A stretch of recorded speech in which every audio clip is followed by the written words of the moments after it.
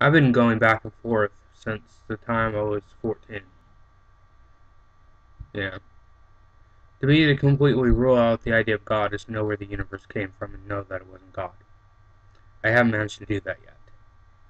Now, that being said, do I think Jesus Christ is a myth? Yes, absolutely. Even if he was a real man, which, I'll be honest, I do kind of doubt, I still think that most of his story was mythologized. If he did exist, he was a good teacher, and he probably wasn't anything more than that. Either that or he was a rebel rouser who pissed off a lot of people. It's one of the two, maybe both. But I wouldn't call him God, even if he did exist, which there is no historical documentation for the fact that he ever did exist anyway. Which is my biggest problem with Christianity and Christ and Jesus and all that other shit, because where's your damn proof that the person you base your religion on even fucking existed? Seriously. And don't tell me the Bible. That's just fucking annoying at this point, okay? Um, do I think Buddha is a myth? Again, Buddha may have been a real person. I think that a lot of his story sounds just like that, like a story, but it doesn't mean that it's not based on truth. Um, Buddha doesn't make a concept, well, Buddha doesn't make a proclamation that he's God. Buddha just makes the proclamation that he's the enlightened one, that he's figured shit out, which is good. Good for him. If he's managed to do that and he's made a religion of it. So there's no claim that he's God, so there's no reason to view him all that skeptically. All he's saying is this is a path that I found and this is what works. And, if that works for you, then go for it. Absolutely. Um, do I think Muhammad was a myth? I haven't studied enough about Muhammad. I tried to read the Quran once when I was younger, like a couple years ago, but I didn't get much out of it. And I've been thinking maybe I should go back and try to do that and study Islam and shit like that, but I just don't have a big interest in that stuff right now. What country am I from? I'm from the U.S. of assholes! That's right.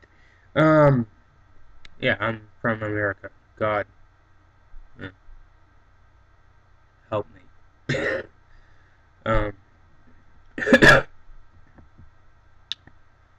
so yeah, um, there's your 10 questions, all answered. Um, growing up, and I've already gone into this in many other videos, but I'll go into this again since you wrote me and asked me all these questions. Growing up, I was originally raised Christian. I had a lot of faith in it when I was a young kid, you know. Got older and I started wondering about if the rules that God made were the right rules just because he made them and not because of any intrinsic value that these rules had in and of themselves. Um, then when I got a little bit older, I started realizing that, hell, if there's a God that who created everything, stands outside of everything, then the world as we know it could be very easily manipulated, and how would you know anything was true or not true? How would you know what was real and what wasn't? And so I've been back and forth on Christianity many, many, many times. I think this is the end of the line, though, because I've come to understand about emotional manipulation, which you find in every church every Sunday. Is what they call the worship service.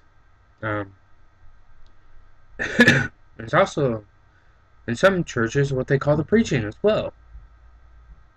If he's trying to beat you over the head with a stick, called hell, damnation, and the devil, well, there you go.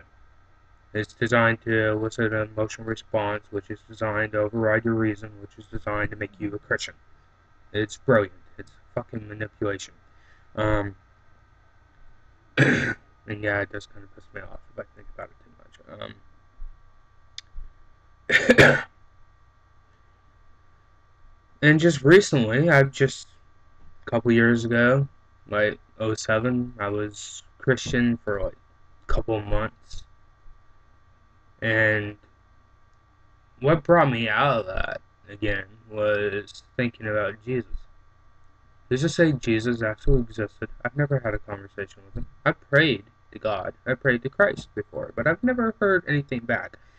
But that's beyond the point.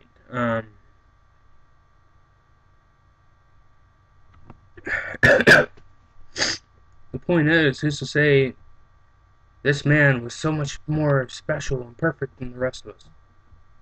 Why? And he was alive how many thousands of years ago if he actually existed? What relevance does a person living 2,000 fucking years ago have on my life?